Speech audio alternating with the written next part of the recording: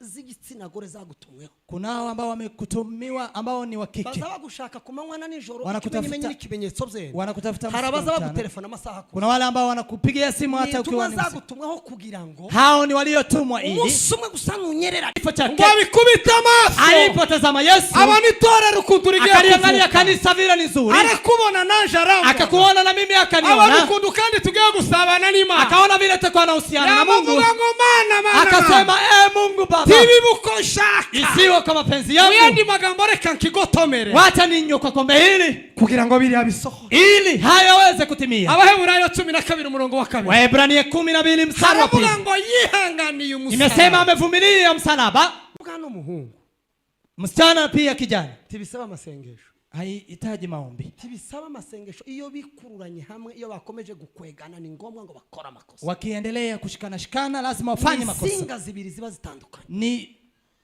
nyaya mbili ambazo ni tofauti timovuga ngo amen amen mbabwira amakuru tani waambie habari ubu ngubu busambanye ntibukiri bwabonde washerati si ule abashumba bwa busambanye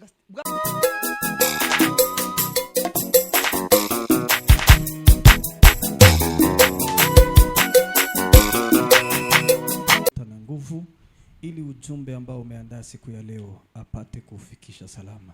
Asante Yesu. Wasikilizaji wote ambao wanasikiza neno hili, sisi ambao tunaketi, utufungue masikio ya kiroho ili neno lako likuwe la manufaa ndani ya moyo wetu. Asante Yesu kwa sababu msikieni katika jina la Yesu. Amen. Hebu tushangilie kwa neno la Mungu. Asante sana. Karibu sana.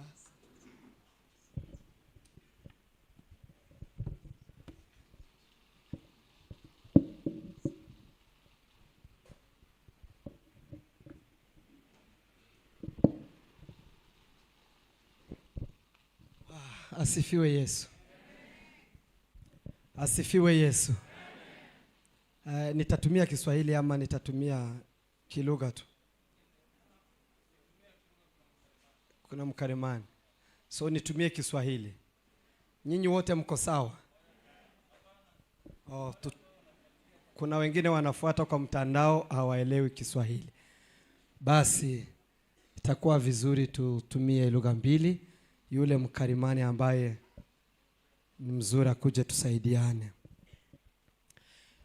Hata ni wasalimu kwanza katika jina la Yesu. Amen. Mko salama? Nashukuru Mungu. Amen. Tunashukuru kwa sababu ya mwaliko ambao tumeupata. Turashimimana kubwo ubutumire twabonye. Tunamshukuru Mungu kwa ajili ya mwaliko tuliyopata bivuye mu buyobozi bwa Shalom hano, kitoka katika uongozi wa Shalom hapa. Umukozi w'Imana Tomaso, mtumishi wa Mungu Thomas. Kawaida ni rafiki, ni shuti na yarabimbwiye ndamubwira ati kabisanzaza. Ameniambia na nikamwambia nitaweza kukuja. Ngana bipanga numva ntacho bibuza kubera nikasikia kuna kile kinaweza kuzuia. Hari ubundi twari twavuganye ngakangaye ntibyakunda. Kuna mara nyingine tulikuwa tumeongea lakini haikuwezekana. Kubera kudutumira ubwo mwaradutekereje. Kwa sababu ya kutualika na mmetufikia. Nabandi mufatikanyije bose. Wengine ambao mnaambatana wote. Imana ibahomugisha. Mungu awabariki. Turasaba Imana kugira ngo ico ishaka ku mitima y'abantu gikoreke ikitunyujijemo nkuko yabiteguye. Tunaomba Mungu kila alichokikusudia kwa mioyo ya watu aweze kukitimiza kitupishirije sisi. Ejo ntitwabashije kuza, jana hatukuweza kufika, ariko mu byukuri twari twabiteguye ko tuzabana, lakini tulikuwa tumeandaa kwa tutakuwa pamoja. Habaye kuwa gatatu dupfusha umuvyeyi mwumvise Kitengera. Ilipokuwa Jumatano tukaweza kufiwa na mama huko Kitengera. Wa mama witavye Imana ni manyana yacu, yani ni nyirabukwe wa mushiki wanje. Huyo mama ni wa familia karibu. Bituma rero haba gahunda yo gushingura ejo sinabona ukonse. Ikawa mpango ya kwenda kwa mazishi na sikupata fursa. Ubwo rero abataratubonye ntabwo ari ukukunda kwica gahunda, ndumva ko mwaba mutubabariye kubera iyo mpamvu. Kwa hivyo mtuwie radhi kwa sababu hatukuweza kuwasili. Iyo biba atari ugushingura twari kuza rwose. Kama ingekuwa ni mazishi tungekuja. Abakozi b'Imana muri hano ninawaheshimu sana. Tumishi wa Mungu mlioko hapa ninawaheshimu kabisa. Abakozi b'Imana mwe sa pastori nibo mvuga. Tumishi wa Mungu ninasema muraho neza. Habari. abandi bakozi b'Imana namwe muraho. Tumishi wa Mungu pia mko hapo. Abungeri akazi kageze. Chungaji, kazi imefika wapi? Namwe uyu munaniro murawufite. Nanyi pia mumeweza kuchoka.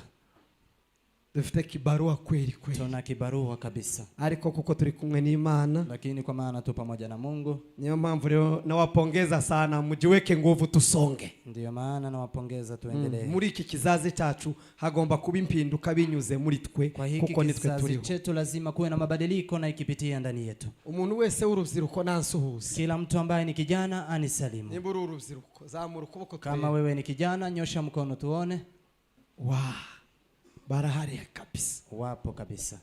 Haba n'abakuze mu kizungu abantu bose bazaba abasore. Watu wote huku town watu ni vijana. Timwabibonye ko ariko bimeze. Si mumeona iko hivyo. Abakecuru nguko barakora ibintu by'abajene. Kwa sasa nyanyaha wanafanya vitu za vijana. Abasaza nguko barakora ibintu by'abajene. Wale pia wakongwe wanafanya vitu za vijana. Kandi cyantangaje ibyiza ni bibi.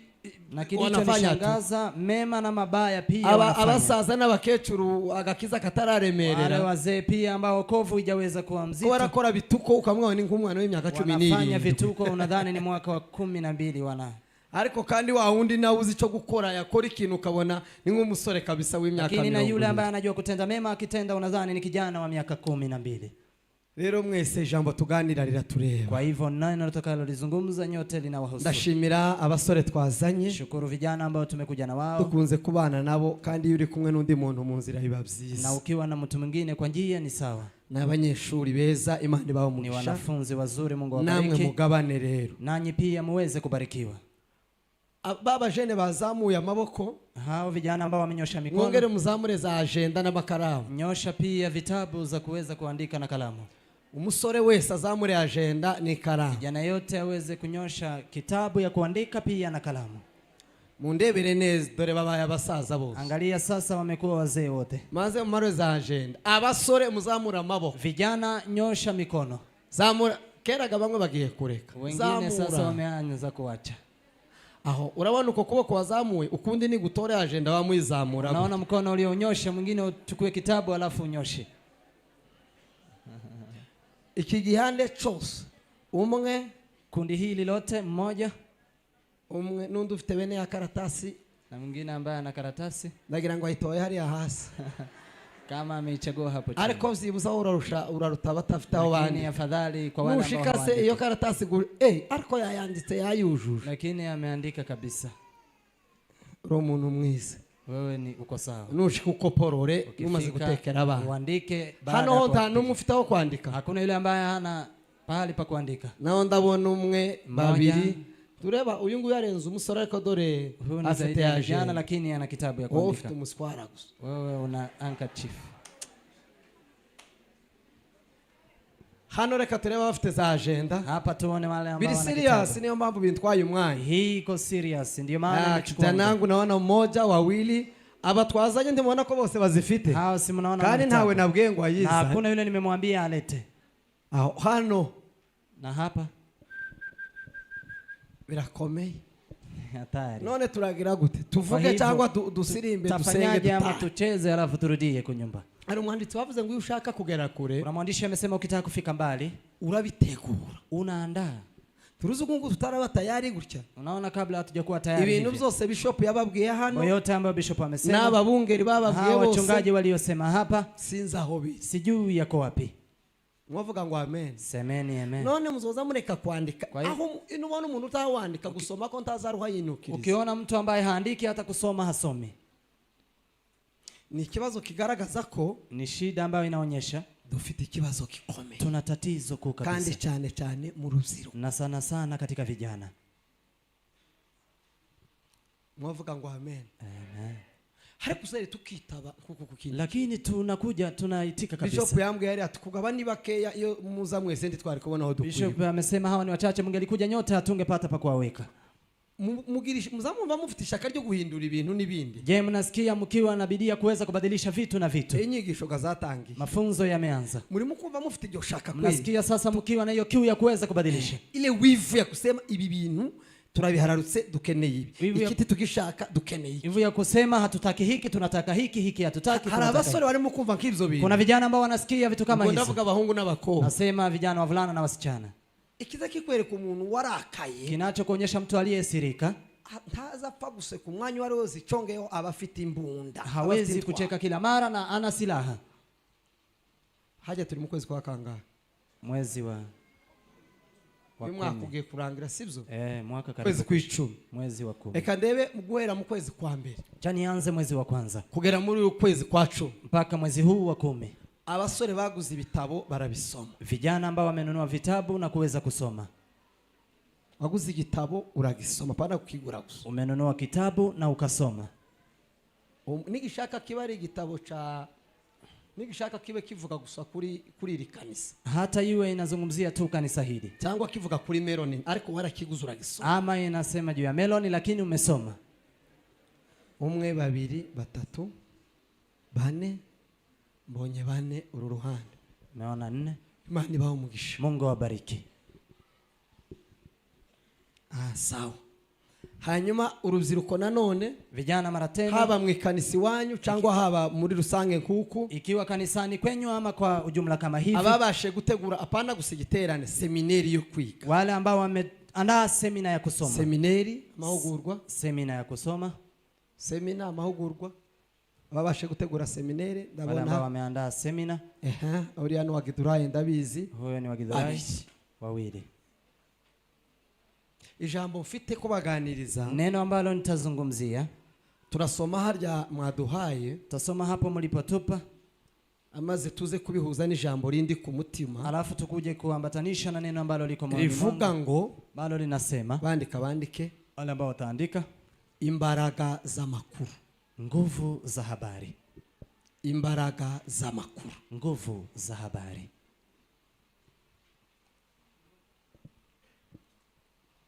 Imbaraga z'amakuru, nguvu za habari. Mupfe gushiramo tudege mwandike muri telefone nuko nyine bizapfe gusiba mariko wapfuye kwandika. Muandike hata kwa simu. Senda ushiko kabibika neza. Inawezekana ufike uweke vizuri. Narimvuze ngo niki? Nimesema ni nini? Iki? Nasemaje? Hari wo kwibagirwa iyo topic. Kuna yule ambaye anaweza kusahau topic hii. Kiradufasha cyane muri no minsi. Inatusaidia jioni ya leo.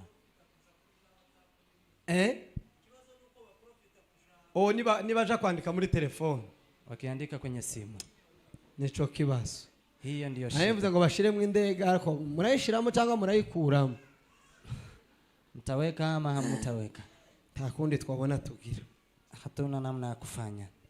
Indicators zigaragaza ko muramba barundi sinkunda kuvuga ibintu bica abantu intege. Wanga sisemi vitu ambazo zinawakata watu tamaa. Kuko ngunda kwatura ibintu bifite imbaraga nubwo biba bigaragara ko bitari byo. Kwa maana napenda kutamka vitu ambazo zina nguvu hata kama haidhiriki kama ni hivyo. Ahantu haje kubuzutse abizo bita ngo ni ibimenyetso. Pahali kutakuja na uamsho kutakuwa na ishara. Ahantu haje kubimpinduka habi ibimenyetso. Pahali kutakuwa na mabadiliko lazima kuwe na ishara. Niko mudamu yaje kubyara habi ibimenyetso. Kama bibi akitaka kujifungua lazima kuwe na ishara.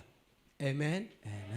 Umumama rwose abantu gutobuza umunsi ariko uzitangira kumva ibimenyetso. Hata kama ujui siku lakini unaanza kusikia ishara. Hagomba kuba ibimenyetso bigaragaza ko abantu hari impinduka zigiye kuza. Lazima kuwe na ishara ya kuwa kuna mabadiliko ambayo yanawasili kuja. Kandi muri hizo bimenyetso, na kwa hizo ishara, icyambere ni inyota y'inyigisho. Moja ni kiu ya mafunzo.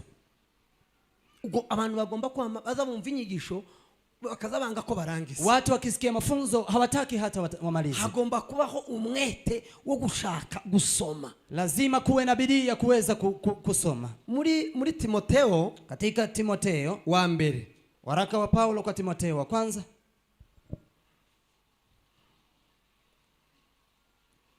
niyo teme y'iki giterane. Hiyo ndiyo kiini ya mkutano huu. Timotheo wa mbere 4:12 tugeze ku 13. Waraka wa Paulo kwa Timotheo wa kwanza 4. Nigize kumva biyegereza umuntu kuva muri Ethiopia. Nimesikia wakimkaribisha mtu kutoka Ethiopia. Ukarumva iki? Oh, asante. God bless you. Mungu, we love you and you are welcome in Kenya.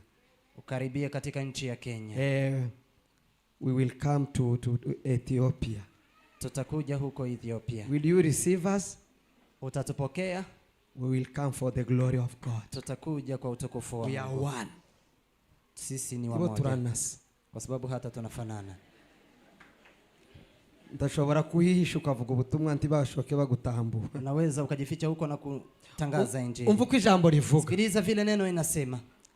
Urubyiruko muri tayari kwakira. Vijana mko tayari kupokea.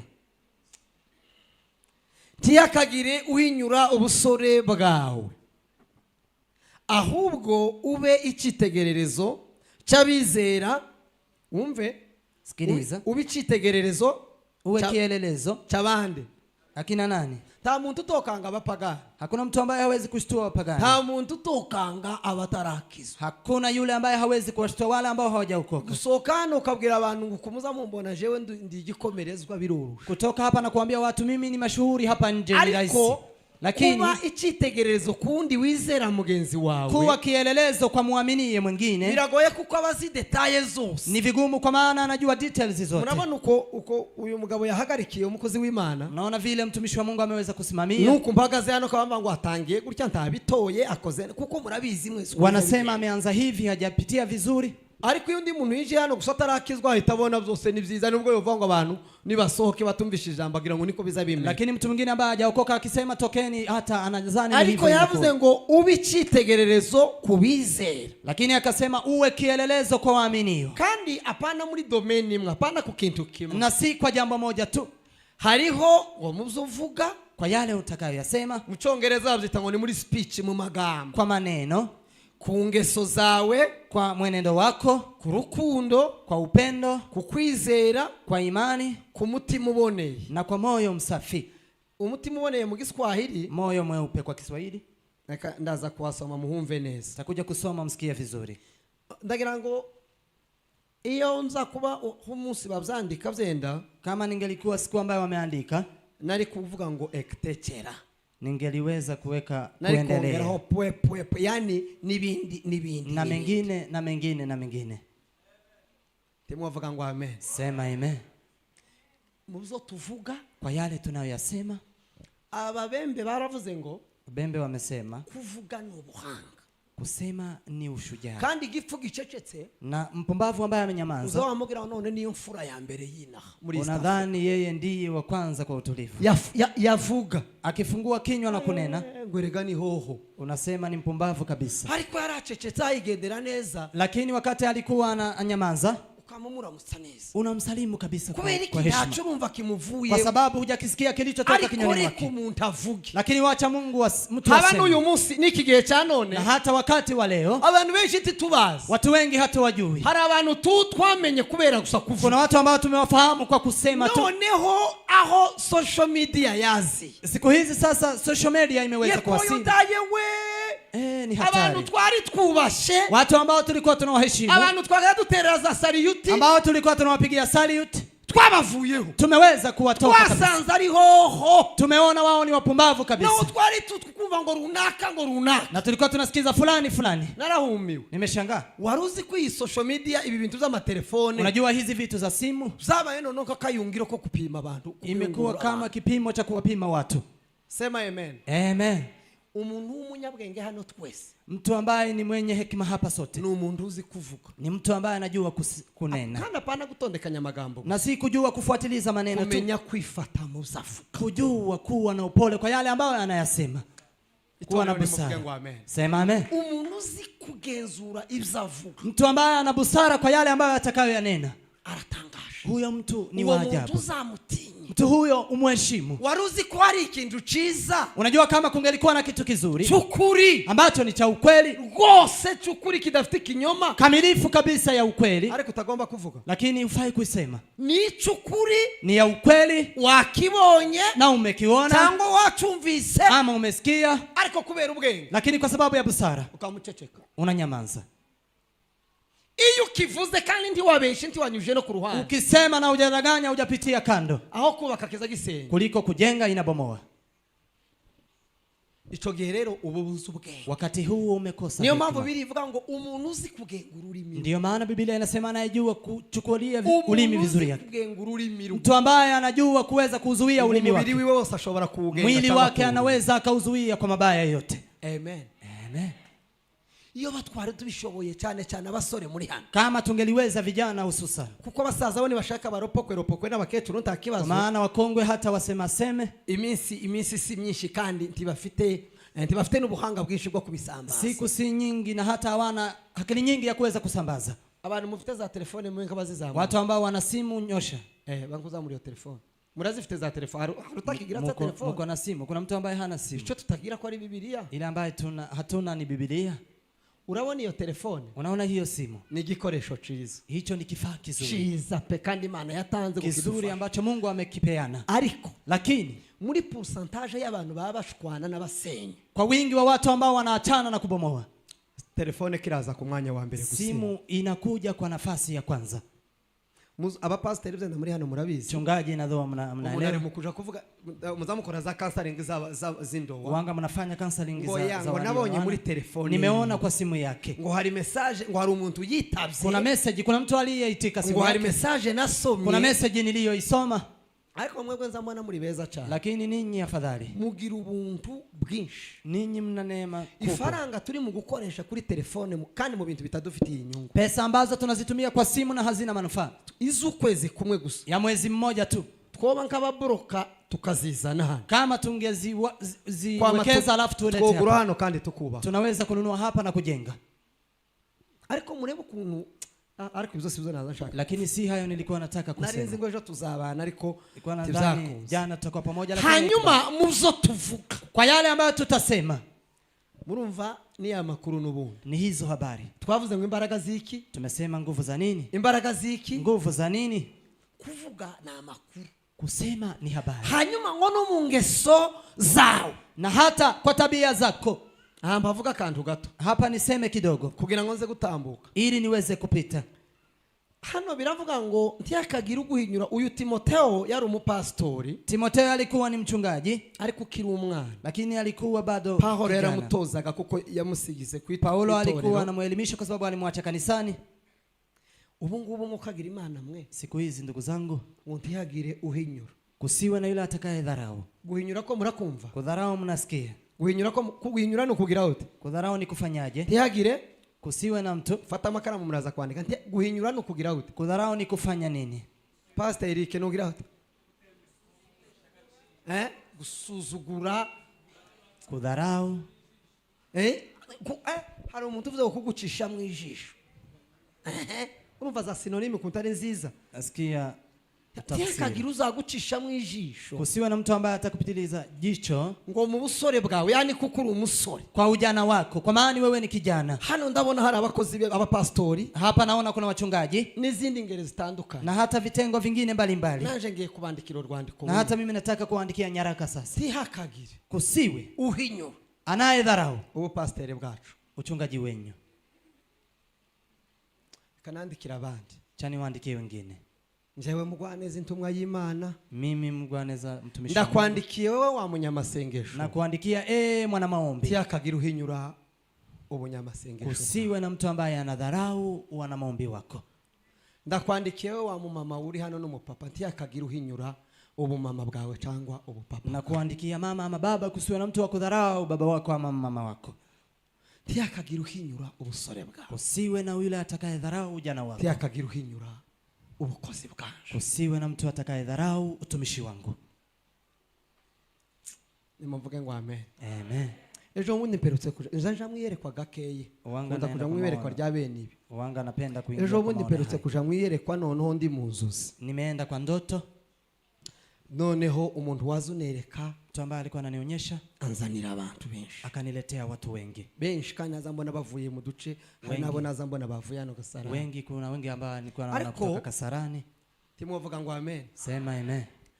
Sanga baricara nkuku, nikapata wamekaa kama hapa urubunga rw'iwacu, mnakumbuka huko maombi huko kwetu, bona bari bicaye batonze imirongo nkuku, walikuwa wamekaa wakipiga line hivi. Turi ku ijambo rivuga ngo tiyagira uhinyura mu ngeso zacu tubicitegererezo, kwa tabia zetu tuwe kielelezo. Ariko buri muntu wese yari yicaye gutya, lakini kila mmoja alikuwa amekaa hivi huko chini, kandi yiyunamiriye na akiwa ameinama hivi.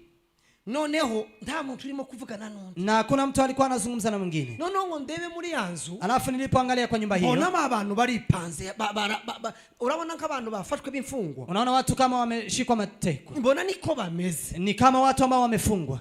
hanyuma Alafu biranyobera, nikakosa ni nini. mvuye kuri uwo muryango mbona undi muryango na uri hano, ukitoka kwa mlango huo ukaona mlango mwingine hapa, ariko mbona hicaye umupastori nzi nuwiri wacu ruguru, lakini nikaona mchungaji ambaye namfahamu ni wa kwetu huko, mbona yicaye ku meza, nikaona amekaa kwenye meza.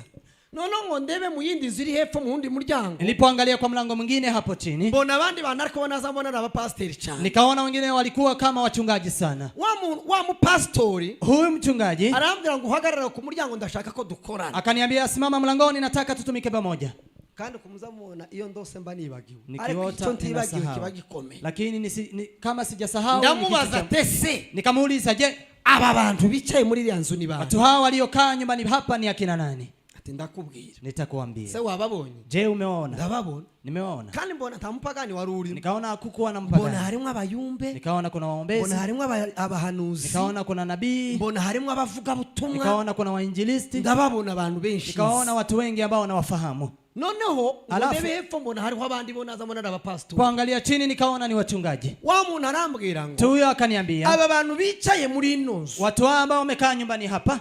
Ngo aba ni abantu. Hawa ni watu. Ngo baba bakoze isoni ngo umurimo w'Imana. Ambao wanaibisha kazi ya Mungu. Na abakozi b'Imana. Ni watumishi wa Mungu. Ariko ngo ingeso zabo. Lakini tabia zao. Zabaye mbi ku buryo bafashwe. Zimekuwa mbaya kwa namna wameshikwa. Bashirwa hari. Wakawekwa hapo. Ati haba na hari ahandi wabonye. Na hata hapo kwingine umeona. Hari abantu ngiye kugutuma uzane hano. Kuna watu ambao wanataka kutuma ulete hapa. Ngo ico twabazaniye hano. Kilichotufanya tuwalete hapa. Ngo nukugira ngo tubihanishe. Ni ili tuweze kuambia watubu. Ngo bahinduke. Na waweze kubadilika. Ariko babantu nabitegereza. Lakini watu wao nilipokuwa nikiwatazama. Bona bafite soni nyinshi. Nikawaona wanaibu kabisa. Bona tibashaka n'umuntu ko yobareba mu maso. Nikaona hata hawataki mtu aangalie kwa macho. Arantuma. Akanituma. Ndagenda nzano wambe. Nikaenda nikamleta wa kwanza. Unazanya wa mbere. Niliyamleta kwanza. Iwe nari nabanje kumubona mu yerekwa mbere muri zo nzozi. Nilikuwa nimemwona kwa ndoto hizo. Mbona yari yakumitse abantu batari bake. Nikaona alikuwa amewakusanya watu si wachache. Ariko bamwe bari ariko yegeranye n'undi muntu kandi kabona n'abantu bishuti cyane. Lakini nikaona ni watu marafiki kabisa. Mbona arabakumitse ku buryo namugeze iruhande tabimenye kandi ibyo yari arimo byari bibi cyane. Nikaona amewakusanyisha lakini yale aliyomo lakini hakujua zaidi. Numvangiza umujinya bene wa wundi uteye ubwoba. Nikasikia nimeingiwa na hasira ile ya ajabu. Ndamufata. Nikamchukua. Ndamubwira ngo uyu munsi urapfa. Nikamwambia siku ya leo utakufa. Mbona ko mujana nje kumutamu. Nikaona nikampeleka nikaenda kumrusha kwenye shimo. Alikongeze hafi y'umwobo. Lakini nilipofika karibu na shimo, sinzi uko byagenze. Sikujua imeendaje. Wa muntu ngampamagare ngo nije ngo ningende hariya ngo mpamagare runaka. Abari wambwira wambe. Mtu aliponiambia nimuite fulani nikamuita wa kwanza. Icyo nshaka kubabwira. Nilichotaka kuambia. Si ibyo ngibyo suza nashaka. Si hayo nilikuwa na maana. Nashakaga kubabwira ngo. Kwa nataka kuambia. Ingeso zacu. Tabia zetu. Niryo vuga butumwa rikomeye. Hiyo ndiyo injili ya kwanza. Ingeso zacu. Tabia zetu. Niwo muco wa Gikristo. Hiyo ndiyo mila ya Kikristo. Nimuvuge ngo amen. Sema amen. Niba uri mama. Kama uko hapa. Umupapa tazabona ingeso zawe. Na mbaba haoni tabia zako. Kuri yaragundamiranya ariko yaraguhebye. Yeye amekaa tu lakini amekuacha kabisa. Mwabasore bacu mwe muri hano. Vijana wetu mlioko hapa. Dekane n'abakuru. Niache na wakuru. Mureba ko mpagaza hano ndimo kubwiriza. Si mnaona hapa nimesimama nikihubiri. Uko umuntu uri hano ushobora kuba byenda narahemukiye. Mtu aliyoko hapa ambaye nimewahi kumsaliti. Hawezi kukisikia chochote. Ndagira ngo murabizi. Najua kuko naje gusanga ingeso zazibwiriza. Kwa sababu tabia zina kuhubiri kuliko maneno tunayoyasema. Kuburyo aho ingeso zanje nigeze kubivuga igihe kimwe zidashobora kugera. Pahali tabia zangu haziwezi kufika. Impano yanje ntiyori yakomanga. Karama yangu haiwezi hata kubisha. Ngiye guhindukira ku basore. Nataka kugeuka kwenye vijana. Ariko ndacari ku mbaraga ziki? Lakini bado niko kwa nguvu za makuru. Za habari. Birashoboka ko ba mama na ba papa babibabwira cyangwa batabibabwira. Inawezekana wa baba na wa mama wanawaambia ama waswali. Birashoboka ko pastori babibabwira cyangwa ntitubibabwira. Inawezekana wachungaji tuwaambie ama tusiwaambie. Bizabiterwa naho abantu bari. Inaambatana na mahali watu walipo. Ni mutaba maso mu ngeso ziri hano. Msipokuwa macho kwa tabia zilizoko hapa. Niba nta makuru muzi mu ngeso mbi ziri hano. Kama hakuna habari ambazo mnazijua kwa tabia mbaya zilizoko hapa. Hacho tuzajogorora. Hatutaweza kuchukua hata mmoja. Imana idufashe. Amen. Imana idufashe. Mungu atusaidie. Imana idufashe. Mungu atusaidie. Abajene Imana idufashe. Vijana Mungu atusaidie. Mwebwe murabizi. Ninyi mnajua. Murabizi kundu. Mnajua zaidi ya mimi.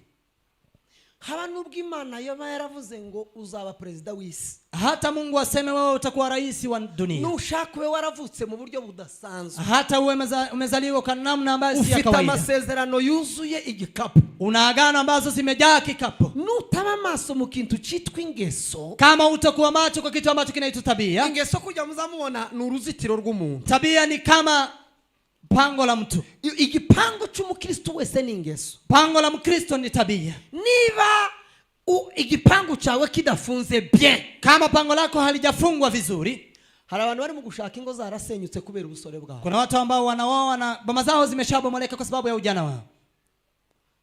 Imana idufashe. Mungu atusaidie.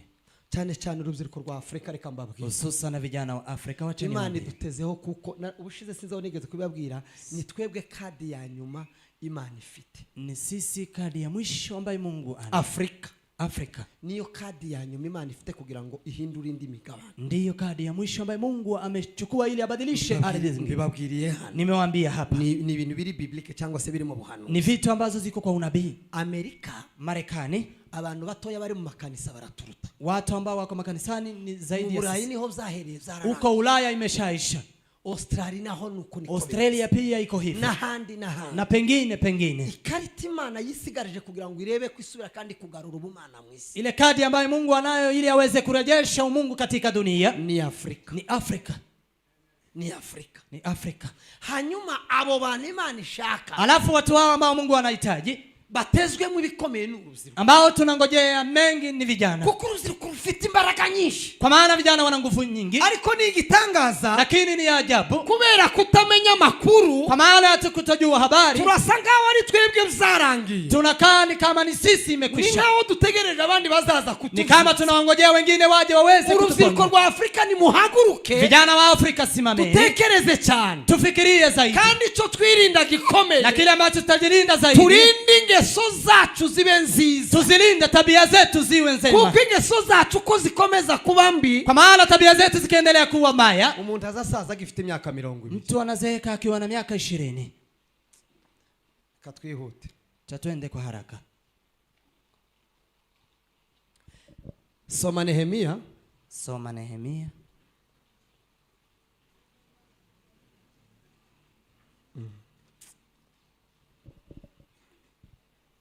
Ngiye kubabwira imwe mu mpamvu zituma umuntu atabicitegererezo. Natawaambia mojawapo ya sababu zinazomfanya mtu niyo teme dufite. Kwa sababu hiyo ndio imwe mu mbogamizi zituma umuntu atabicitegererezo. Vikwazo za mtu kutokuwa kielelezo. Muzavuga muzakora no mu bindi nk'ivyo. Kwa anayoyafanya na kusema.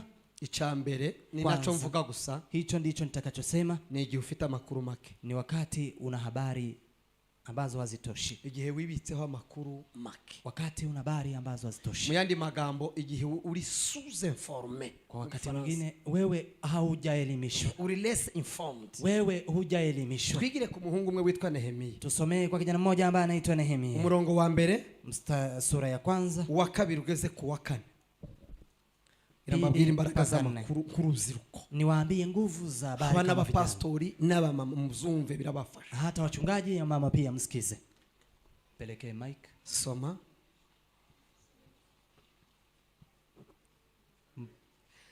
Nehemia, kitabu cha Nehemia igice cha mbere umurongo wa mbere agere ku wa kane. Kitabu cha Nehemia sura ni ya kwanza mstari wa kwanza hadi wa 4.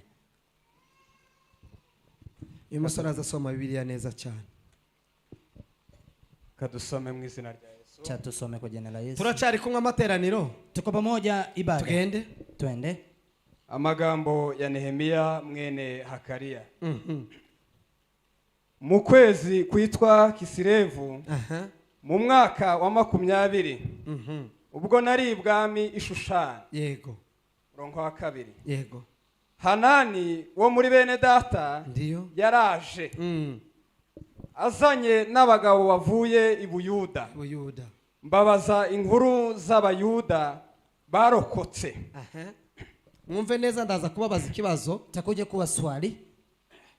Abari barasigaye batajanwe ari imbohe. mbaza inkuru z'i Yerusalemu. Barambwira bati abari batagiye mu bunyage aho bagasigara mu gihugu cy'Ubuyuda byagenze gute? bagize amakuba menshi baratukwa kandi inkike z'i Yerusalemu zarasenyutse n'amarembo yaho yarahiye. Kane, maze kumva izo nkuru aho ndicara ndarira mara iminsi mbabaye aho niriza ubusa sengera imbere y'Imana nyirijuru. Ndakwinginze Uwiteka Mana nyirijuru, yego Mana nkuru iteye ubwoba we, ikomeza isezerano n'imbabazi abayikunda bakitondera amategeko yayo. None tegera ugutwi kwawe kumve n'amaso yawe arebe, wumve gusenga umugaragu wawe sengera imbere yawe. Yego muri iyi minsi kumanwa na nijoro nsabira abagaragu bawe b'Abisiraheli, natura ibyaha by'Abisiraheli twagukoreye, ni koko nzewe n'inzu ya data twagucumuriyeho. Amen. Timwavuga ngo amen. Sema amen. No kugira ngo twihute ili tuende kwa haraka dusangirize inyigisho tuweze kuchangia mafunzo. Nehemia ndagira ngo umuntu wese aramuzi. Nehemia kila mtu anamjua.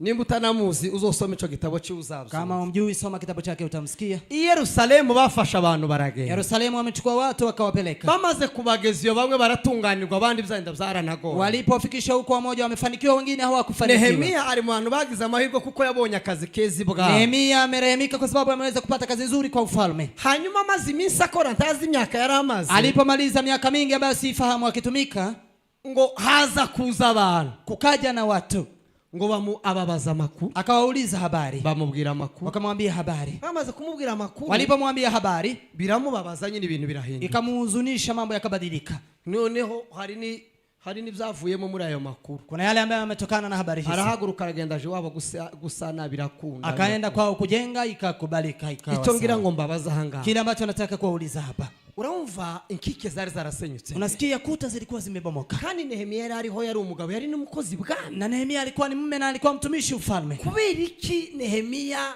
yari ataraje gusana ko yari ariho harasenyutse n'abantu bari mu gasuzuguro? Kubera iki atari yarabikoze? Kwa nini Nehemia wakati alikuwa ameenda, kwa nini hakukuwa amefanya hayo? Iyi intervale yose ndende, huu mwanya wote wa hapo mrefu, kubera iki abantu bakomeje kumera nabi? Kwa nini watu wameendelea kufilisika? Kubera iki inkike zakomeje kuba hasi? Kwa nini kuta zimeendelea kuwa chini? Kandi Nehemia arahari, na Nehemia yupo, abo bantu bari bahari, na watu hao walikuweko. Urumva ntabwo yavutse na hakuzaliwa.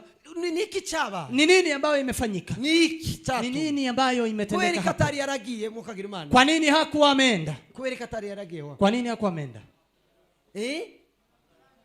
Subira ubeko bivuga neza. Sema vizuri. Taki yari afite. Hakuwa na nini? Uragitoye kabisa. Yari yagize ikibazo nta makuru. Hakuwa na habari. Mwumve Biblia ukuntu ivuga. Sikiliza Biblia. Amaze kumva amakuru, aliposikiliza habari, process ya kuja gusana ya mitangi, process ya kwenda kuanzilisha kujenga ikaanza. Bwira mugenzi wawe ngo icambere na amakuru. Mwambie ndugu yako kwanza ni habari. Hari umunsi, kuna siku, ndagaruka kuri Nehemia, tarudia kwa Nehemia. Umunsi muri kumunsi Farao arota. Mnakumbuka siku Farao ameota? Hari umuntu waje gusobanura inzozi. Kuna mtu ambaye amekuja kutafsiri ndoto zake. Anaitwa nani? Harya yitwa nde? Anaitwa nani? Yosef. Yusufu. Ibyagenze gute kugira ngo Yosef agende kwa Farao? Imekuwaje ili Yusufu aende kwa Farao? Hari umuntu wavuze amakuru. Kuna mtu ambaye amesema nini? Umuntu yaragera amwe ati nyamari biwarose nubwo babinaniwe. Tumemwambia yale uliyota hata kama watu wameshindwa. Mfita makuru. Lakini mimi nina habari. Hari umuhungu uri hari ufunzwe. Kuna kijana ambaye amefungwa. Niwe wambe. Yeye ndiye wa kwanza. Amakuru ni ingezi. Habari ni kitu cha lazima. Kandi mu bantu bafite amakuru make ya muri iki gihe, na kwa watu ambao wana habari chache katika maisha haya, ni itorero, ni kanisa. Itorero lifite amakuru make, kanisa lina habari ambazo hazitoshi, birenze ukwemera, ya ajabu. Urubyiruko rwacu rwo, vijana rufite n'udukuru duke, hana hata habari kidogo. Ikintu bafite ni urukurukuru, kile ambacho wanala ni habari. Bafite ibihuha gusa, wana ariko ikintu cyitwa amakuru, lakini kitu ambacho kinaitwa habari, information, habari, ico kintu kitu hicho hawana. Kandi ahantu hari amakuru make, na pahali kuna ukosefu wa habari, bikorwa biki, kutakuwa na matendo machache, haba n'impinduka nki, na hata mabadiliko hayapo mengi.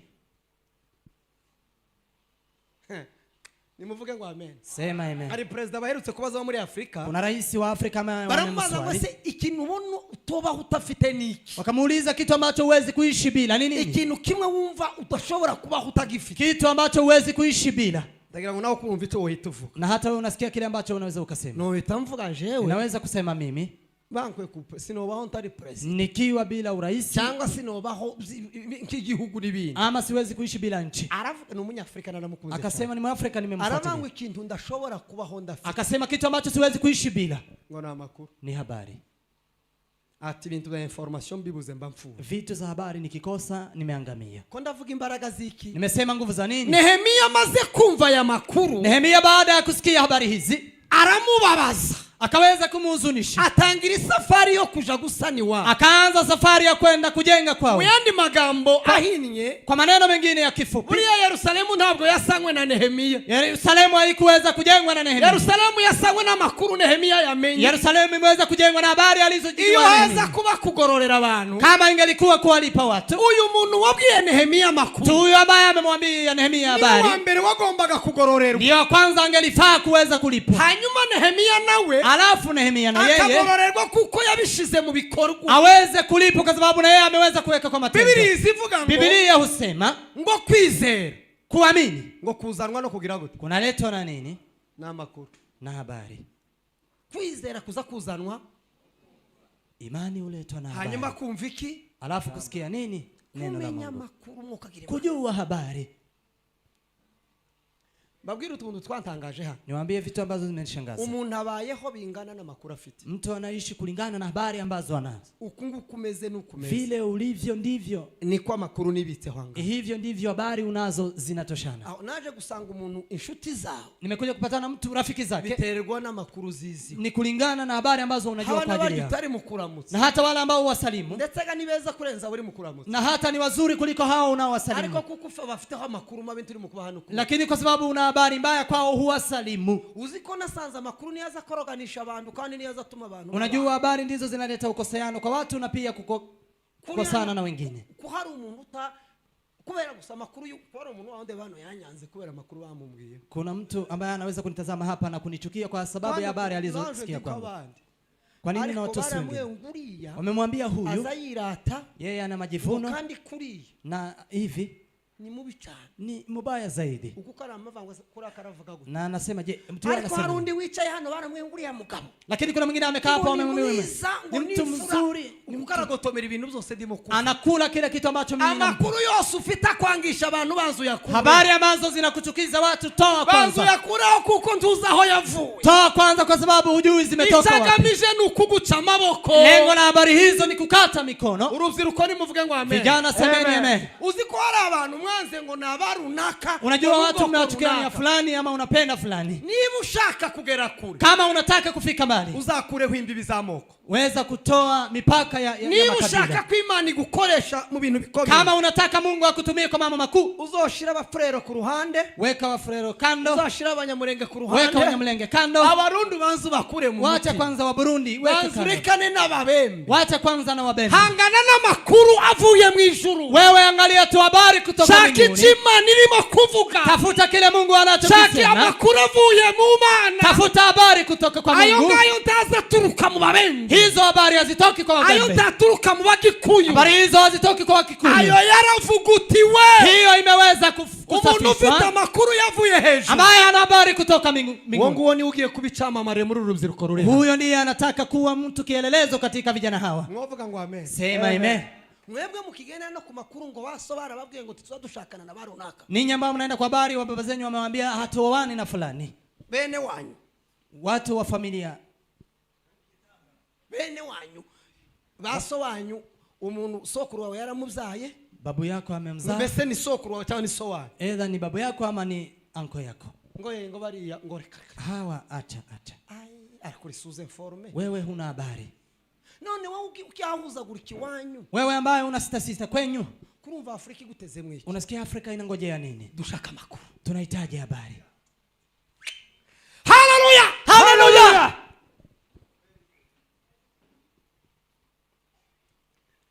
ejo bundi naza mbaho urugero. Juzi nilikuwa napea mfano. Narindi. Pale niko. Ndagira ngo mwese hano murabizi ko muza mucuruza ibitenge n'ibindi. Jua nyote mnauza vitenge na kwa umuntu utazi ko ari hakujya tuza tuje hariya ko ndanga kubara ubushize baramwe nduru uvuga. Hapo Mutabicira isoko. Eti na twara hano mwekesha hano hirya murahibuka hapa hano tuza dutegesha 50. Hapa ambao tunaenda na kuri yaga beneho bena aba bacu baha. Hawa. Tibaza amakuru ko hari ibintu by'igihumbi biza bizano bakabigura kuri bitatu. Tumva ko dasobanuye n'abambera abangaba hantu naba uwo nguwo nawe nuko neza yamyagire y'amaceceka ariko muri bihumbi amen ariko mwashwa neza uwo nguwo nawe navuze gutyo y'amaceceka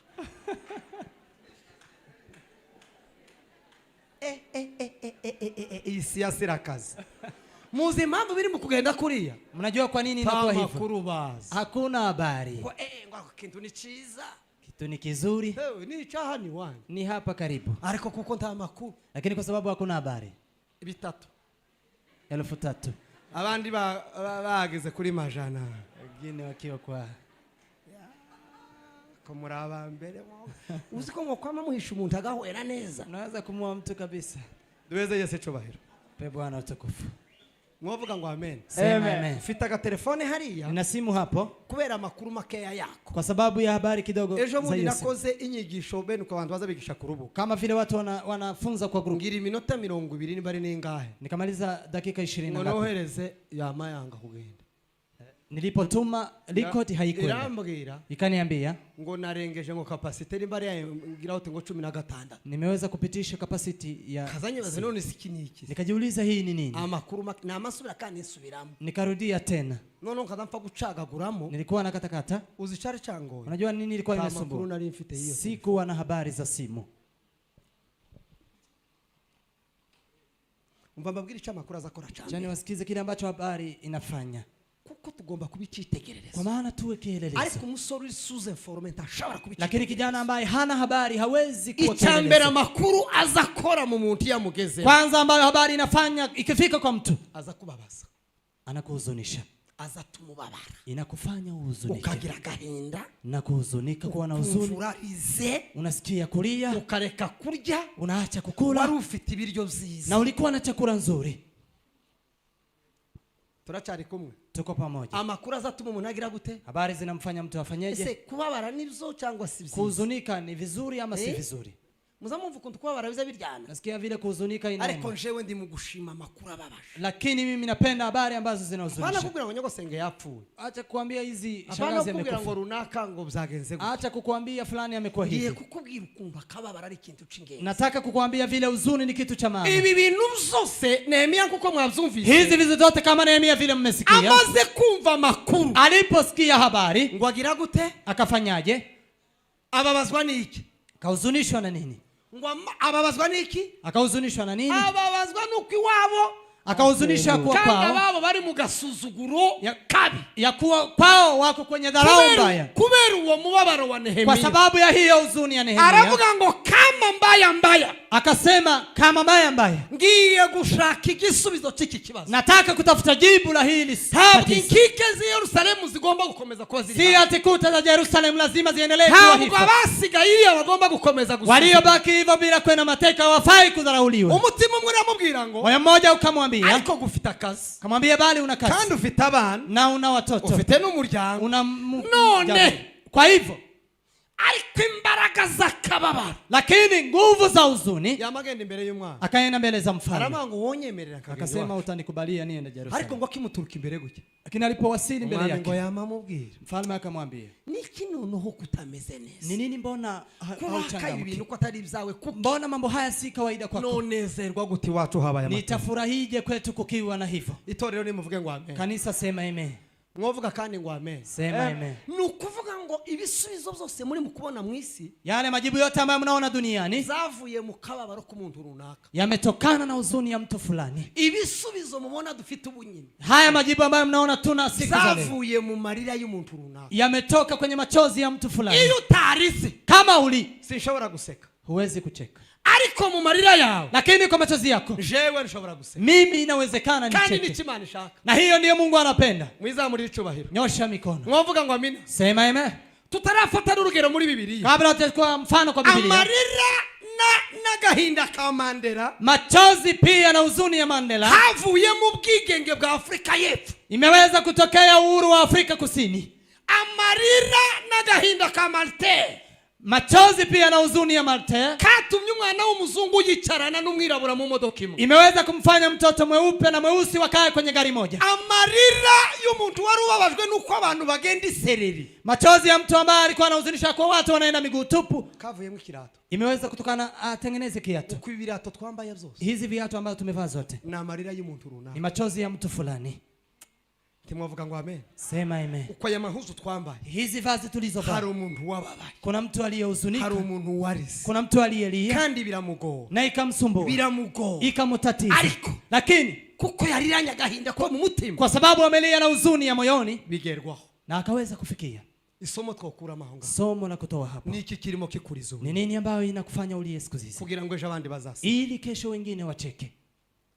Naje gusobanukirwa ko nimekuja kuelewa ya kuwa kuwa nta muntu uzurizwa n'ibintu byose, hakuna mtu ambaye analiliwa na kila kitu, ariko kandi nta muntu utagira ikimuriza, lakini hakuna mtu ambaye hana kitu cha kumfanya hari alie. umuntu uzurizwa n'imfubyi akarara abona, kuna mtu ambaye analia kwa ajili ya yatima analala usiku, ugira gahinda k'abantu bafite inzara nubwo batari imfubyi akarara abona, kuna mtu mwingine anaangalia watu wakiwa na njaa lakini analia kabisa. Murabona iyi desordre iri mu kuba mu makanisa gutya, mnaona hii mchanganyiko ambao inaendelea kwa kanisa, ibintu n'ibintu bitari byiza, si mnaona kuna vitu ambazo si mzuri. Igisubizo gihishe mu marira y'umuntu runaka, jibu ni katika machozi ya mtu fulani. Wobabara ukarira, ukihuzunika na kulia. Ndakurahiriye Yesu yararize umunsi umwe, Yesu amelia siku moja. Mwavuga ngo amen. Amen. Itorero riravuka, kanisa ikazaliwa mu marira ya mama uyu nguyu, kwa machozi ya mama huyu. Uribuka bwa bubabare, unakumbuka hiyo uchungu? Niho babana be bavuye, hapo ndipo watoto wake wametoka. Muzi kintu dukeneye ubunyine, unajua kitu ambacho tunahitaji? Dukeneye abantu babarizi, tunahitaji watu ambao ni wakweli, dukeneye abantu bababaye, tunahitaji watu ambao wana huzuni, dukeneye abantu bavuga ngo enough is enough, tunahitaji watu wanasema tosha haya.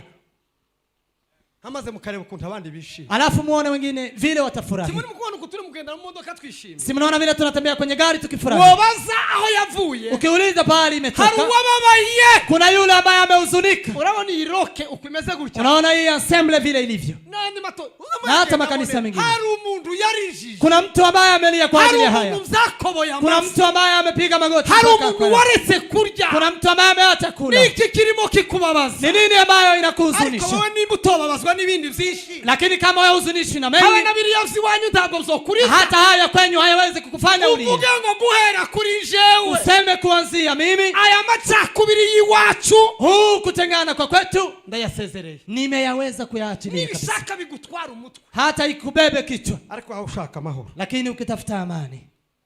Itorero nimuvuga ngo amen. Kanisa sema amen. Abanyafrika ikisige gusa cyo guseka no kwishima. Wa Afrika hii si wakati wa kufurahi na kutabasamu na kucheka. Tugeze mu gihe tugomba kurira ukazurizwa n'ikintu. Lazima tufike kwa wakati wa kulia kwa kitu. Haleluya! Haleluya! Amakuru, habari, ngo amaze kurira, alipolia arahaguruka, akasimama. Yerusalemu hasangwe na marira, kumeweza kujengwa na machozi na huzuni wa Nehemia. Hano Kasarani, hapa Kasarani, Kasarani hari umuntu worira, kuna mtu ambaye anaweza kulia. Ibyo mubona bitagenda bikagenda, yale ambayo hamuoni akitembea vizuri na atembea vizuri. Ndashaka barizi ba Afrika, lakini nataka wale ambao watakalia Afrika, buzuru gahinda ka Afrika, wale ambao watasikia huzuni ya Afrika. Mwari muzi ko uyu mugabane ari wo utunze ku yindi migabane. Najua hii ndio inaweza kulisha hata muzi klima ya Afrika kwa ari ya mbere. Mnajua hali ya Afrika ndiyo ya kwanza. Ariko Afrika kugeza n'ubu dufite abantu za miliyoni bitwa n'inzara. Lakini Afrika tuna watu ambao wanakufa kwa ajili ya njaa. Abavyeyi bagipfa baje kuzara. Wazazi ambao wanakufa wakienda kwenye matibabu. Kubera iki? Kwa nini? Tabarizi. Hakuna watakaolia. Tabarizi. Hakuna ambao watalia. Umunsi umwe Mose yararize. Siku moja Musa akalia. amarira yiwe ngo yamatuma ava kwa Farao. Machozi yake akamfanya atoke kwa Farao. Aravango nubwo byari bisa nkaho meze neza. Akasema hata kama nilikuwa sawa, ariko birandutira kurengananwa nabari. Lakini ni zaidi kwenda kuteseka pamoja na hao. muri ibi kurengananwa nabo nivyo. Wacha nitoke kwa haya niende kuteseka pamoja na ndugu zangu. Mbabwire ngo abajene. Tani waambie vijana. Igihe cyose mugifita maono yinda. Wakati wote mkiwa na maono ya tumbo. Igihe cyose tukiadutekereza ku mahuzu. Wakati wote tukifikiria kwenye vazi. Igihe cyose tukiadutekereza ku nyogosho. Wakati wote tukifikiria kwenye kunyolewa. Igihe cyose tukiadutekereza ku birako. Wakati wote tukifikiria kwenye viatu. Ayo mayere kwa tuzagira. Hiyo ndiyo maono takuwa nayo. Iyere kwa jawo ntirizarenga umusa. Maono yako yatapita nywele. Iyere kwa ntirizarenga ihuzu. Maono yatapita kwenye vazi. Ariko Imana yari yadushizeho muri iki kizazi. Lakini Mungu alikuwa ametuweka kwenye karne hii. Yemera ko barya bose bapfa. Akakubali hao wote wafe. Kugira ngo muri iki gihe. Ili kwa katika huu. Uzarire kubera ikintu runaka. Uweze kulia kwa ajili ya kitu fulani. Amazuru yabo kuntu gihinduka. Alafu uone vile itabadilika. Sema haleluya. Haleluya. Hamambo ya kujunjama. Hakuna haja ya kuzuba. Uyu muri ari umuntu warijije uyu. Hii nyastima kuna mtu ambaye amelia. None twebwe ko turakoreshwa twishima. Kwa hivyo sisi tunatumia tukitabasamu. Afrika ikeneye abarizi. Afrika inahitaji watakaolia. Bayiririra ambao watalia kwa ajili ya Afrika. Zaba ngonga ntibarye. Iwe lazima wasikule akantu kamwe gusa. Kitu kimoja tu. Imana ikavuga ngo nukuri ya mwana. Mungu yamenye cyatumye murema. Mungu aseme mtu huyo amejua kwa nini nimemuumba. Kambabwira kakabiri. Tani waambie ya pili. Nze kurangiriza ku kagatatu. Nikuje kutamatisha kwa ya tatu. Akakabira amakuru azako. Ya pili habari inaleta. Amakuru azatuma umuntu agira ivyishimo. Habari inamfanya mtu awe na furaha. Azatuma umuntu agira ivyishimo. Inamfanya mtu awe na furaha. Kandi ivyo vyishimo. Na hiyo furaha ndababwira uko bizaribyo. Nitawaambia ni furaha gani? Amakuru atuma umuntu agira ivyishimo. Habari inamfanya mtu awe na furaha. Kugeza ubu nyine ndamurabizi ko Nehemia ari icitegererezo cyacu. Na hadi wa leo mnajua kuwa Nehemia ni kielelezo. Yari informed ibi bintu yari abifite. Alikuwa na habari hizi. Ivyishimo ngiye kuvuga. Furaha ambayo nataka kusema. Habari za resettlement. Si habari ya resettlement. Hano uko bakubwiye ngo wabza. Ama wamekuambia umezaa. Ivyo ni ivyishimo by'ikintu cyaba. Hayo ni furaha ya vitu ambazo vimetendeka. Ariko ndavuga ivyishimo by'ikintu kitara. Lakini nitasema furaha ya kitu ambacho hakijafanyika. Ndavuga ivyishimo cy'ikintu waurangiza kigiye ku. Nitasema furaha ya kitu ambacho unaangalia kinataka kutendeka. Ivyo vyishimo si ivyishimo bisanzwe. Furaha hiyo si furaha ya kawaida. Ivyo vyishimo byitwa ivyiringiro. Hiyo inaitwa tumaini. Asante sana. Ivyiringiro buriya tumaini n'ivyishimo utewe n'ikintu wabona kigiye kuba kandi kitaraba. Ni furaha iliyoletwa na kitu ambacho unakitazama lakini hakijawasili. Ni imbaraga ziba mu mutima. Ni nguvu ambazo zinakaa moyoni pa mtu. Zikubwira ngo nubwo hanari habi. Zinakuambia hata kama hapa ni pabaya. Ariko rangiza kiriya kintu kigiye kuzabuka. Lakini angalia kitu hicho ambacho kitakuja ni kizuri. Ukamanuka mukavovo, unateremuka kwenye bonde. Uzi neza ko hari abo kwikira. Ukijua ya kuwa kuna wale wanaweza kukuangamiza. Ukazamuka umusozi. Unapanda mlima. Uzi neza kushobora kuhaburira ubuzima. Ukiwa na wasiwasi ya kuwa maisha yataishia hapo. Wagira wumva ufite wasiwasi. Ukifikia pale kusikia kuna wasiwasi. Umuzavyiringiro yakubwiye ngo. Nasikia hiyo tumaini inakwambia. Rangiza kiriya kintu kuntu kigiye kuba. Angalia kitu hicho vile kinataka kufanyika. Unaona ari cyiza. Unaona vile ni kizuri. Bigatuma ukomeza. Na inakufanya uendelee. Ugakomeza. Unaendelea. Kanisa sema amen. Amen. Ukavuga ngo niba ari ugupfa ndafariko. Unasema ikiwa lazima nife. Nerekeye hari. Lakini ninatazama hapo. Oh, hallelujah. Hallelujah. Tumupe Bwana utukufu. Hallelujah. Mwavuga ngo amen. Sema amen. Icyo kintu cyitwa. Ito hicho kinaitwa ibyiringiro. Tumaini. Abantu bareba kure. Watu wanaangalia mbali. Yesu zamubayeho. Yesu imemfikia. Mu gashamba k'Getsemane. Katika shamba la Getsemane. Ngo yarari mase. Alikuwa anaomba. Ngo aza kubona ibintu bigiye kumubaho. Akakuja kuona mambo ambayo yatamtendekea. Aravuga ngo mana we. Akasema Mungu. Iki gikombe kindengana. Kombe hili linipita. Baba. Iki gikombe kindengana. Kombe linipita. Hamanuka yindi picha. Na kukaweza kushuka picha nyingine. Ibintu biri nyuma y'umusaraba. Ya vitu ambazo ziko baada ya msalaba. Ibintu biri nyuma yo gupfa. Vitu baada ya kifo chake. Ngo bikubita amaso. Alipotazama Yesu. Abanitorera ukuntu rigiye kuvuka. Akaliangalia kanisa vile ni nzuri. Arakubona nanje aramba. Akakuona na mimi akaniona. Abanikundu kandi tugiye gusabana n'Imana. Akaona vile tutakuwa na uhusiano na Mungu. Mana. Akasema Mungu Baba. Tibibuko shaka. Isiwe kwa mapenzi yangu. Uyandi magambo reka nkigotomere. Wacha ninyo kwa kombe hili. Kugira ngo biri abisoho. Ili hayaweze kutimia. Abaheburayo 12 umurongo wa 2. Waebrania 12 mstari wa 2. Ngo yihanganiye umusaraba. Imesema amevumilia msalaba. Ngo kubera ibyishimo byari byamushizwe imbere. Kwa sababu ya furaha zilizokuwa zimemwekwa mbele. Asifiwe Yesu. Haleluya.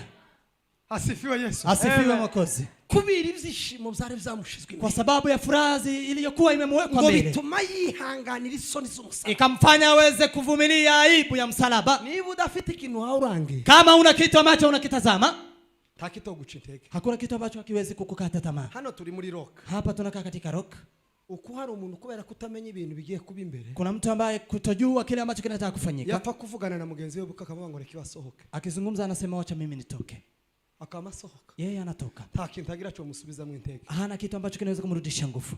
Ye uvuye ku murimo gute? Je, umetoka kwa kazi kivipi? Usohotse ute? Umetokaje? Uvuye muri release niki kibaya? Umetoka katika release ni nini imefanyika? Nta kintu yarangije. Hakuna kitu ambacho amekitazama kwa umbali.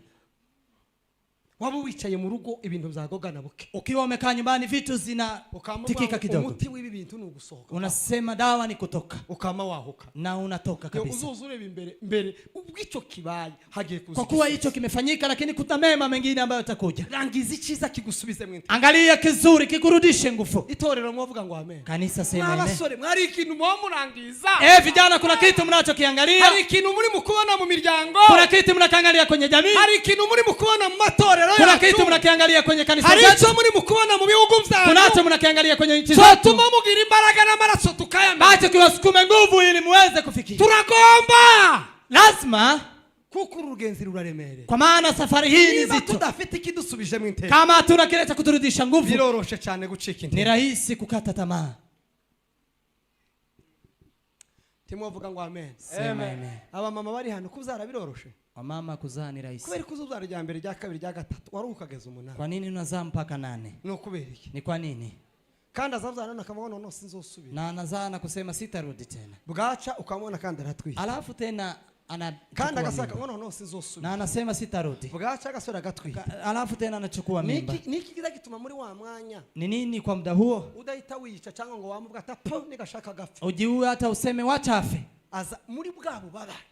Kwa huu uchungu. Ari gitabo nasomye kiravuga ngo ugereranyije ububabare umumama azagira agiye kubyara ukabushira ku papa. Ukilinganisha uchungu iminota biradapfuye. Ukilinganisha uchungu mama na usikia akienda kuzaa ukeka kwa baba hawezi kumaliza dakika 2 bila kufa. Twe dukomeye ku bagore. Lakini wanasema nyinyi ndio uzabyara nibwo uzabimenya ko dakomeye. Zaa ujue ya kuwa wewe si uzi kintu kiza gifasha mu mama. Unajua kile ambacho kinamsaidia mama? Ibise bizabimukubita. Anaumwa kabisa. Akabona umwana. Anaona mtoto. Akabona arasimbisha. Anaona beba mtoto. Igisekandi kikongera kikazuka. Inaamuka tena uchungu. Akabona karonsa. Anaona ananyonyesha. Habani yo yuribwa gute azayamavanga ko umwana ni muzima. Hata umwe lakini anauliza je mtoto wako sawa? Imbaraga yarafite rega sukubyara yarafite imbaraga z'umwana. Nguvu alizokuwa nazo siku za bali ni mtoto aliyekuwa akimngojea. Abakristo badafite umwana babarangiza. Wakristo ambao hawaoni mtoto hapo mbele. Abajana badafite umwana babarangiza. Vijana ambao hawaoni mtoto hapo mbele. Abana babyeyi bo bagurisha. Na hata wazazi wanaweza kuwauza. Na hata kanisa wanaweza wakalisaliti. Tugomba kugira ico turimo turangiza. Lazima tuwe na kitu ambacho tunakitazama. Ni kuri mu kurangiza. Ni nini ambayo unaiangalia? Tumupe Bwana utukufu. Amen. Akanyuma ya mwisho. Amakuru habari azatuma umuntu agira strategy y'uburyo arwana urugamba. Anamfanya mtu awe na mbinu ya kupigana vita. Mbinu kabisa. Strategy zo kurwana urugamba. Inamfanya mtu awe na mbinu ya kupigana vita. Abantu bose batubereye ibyitegererezo. Watu wote ambao wamekuwa vielelezo. Na abantu bakoze ibidasanzwe. Ni watu ambao wamefanya vitu si za kawaida. Kugira strategy. Kuwa na mbinu. Sinimo gusoma kugira ngo twihute turangize. Sitasoma ili tuende kwa haraka. Mbinu ukagira mbinu zo kurwana urugamba. Mbinu ya kupigana vita. Ngiye kubabwira ikintu gikomeye. Nataka kuambia kitu ambacho ni kikuu. Muri inosi. Kwa hii dunia. Niba utegereje amahoro. Kama unahitaji amani. Uzaba gusa mu gihe cy'amahoro. Eti utakaa kwa amani. Kubwiye ko bitazakuba. Nakuambia haitawahi. None uzahura niki? Leo utapatana na hiki. Ejo ubona kanyonzwe ejo hure nikindi. Kesho upatane na kingine pia. Muyandi magambo ubuzima turumwe n'urugamba. Maisha ambayo tunakaa ni ya vita pekee. Kandi muri rugamba turwana. Na kwa vita ambayo tunapigana. Hari ibintu biba bikenewe. Kuna vitu ambazo zinatakikana. Hakenewe ibikoresho. Tunahitaji vifaa. Hakenewe abantu. Tunahitaji watu. Kandi lakini hakenewe kindi gikomeye. Tunahitaji kitu kingine kikuu. Amakuru. Habari. Sema amen. Amen. Uziko wogira ibikoresho byinshi. Unajua unaweza ukaa na vifaa nyingi. Ariko udafite amakuru. Lakini bila habari bakagufata muzima. Na wanaweza kukuchukua mzima. ababaye abasirikare hano wale ambao wako wamejeshi, iyo ugiye kurwana n'umuntu icambere baza bakora, ukienda kupigana na adui uzubanza ugashaka makuru yake, lazima uweze kupeleleza habari kugira ngo ugire strategy zo kubona uko muteye, ili uwe na mbinu ya kuweza kupiganisha. Hizi nchi zote ambazo mnaona ni mashuhuri, ikintu cambere zabishira imbere, kitu ya kwanza ambayo wanaweka mbele ni intelligence. Nukuvuga ngo iperereza. Igihugu kirusha ikindi perereza kiba kikirusha ubuhanga. Nchi ambayo inazidi nyingine kupeleleza inazidi hata umaarifa. Ndubona ko kwa Amerika. Si unaona Marekani? Uko kwa amedufata twese yani kabisa. Si sote inaweza kutuchukua hapa na kutubeba. Uko hano sinshidikanya ko hano hari wabapelelezi b'ibihugu. Inawezekana hapa kuna wapelelezi wa nchi. Uko hano twice niyo mpamvu munavuga neza tuvuge ibintu bipanga. Hapa mseme vitu. Uko hano hari bamaneka. Hapa kuna wapelelezi. Bamaneka Imana ibaho umugisha. Pelelezi Mungu awabariki. Muraho. Mko hapo. Ko murakora kazi keza. Mnafanya kazi nzuri. Waza nk'umuntu akava muri Kongo akaza kunekera hapa. Mtu anatoka Kongo anakuja kupeleleza hapa. Uzica bashaka. Unajua kila anachokihitaji. Kugira ngo bamenye makuru ajanye n'igihugu cyabo. Ni ili wajue habari kuambatana na nchi. Ejo batazafata abana n'abagore muzima. Ili wasichukue watoto na wamama mzima. Abakristo tutamакuru bafite y'abaturanyi. Wakristo hana habari ya majirani. Umuturanyi tuzumenye ubamo nicagira. Jirani ujue yule ambaye mnakaa naye na kila anakaa nacho. Ukorogana n'umuntu wibitseho Kalashnikov.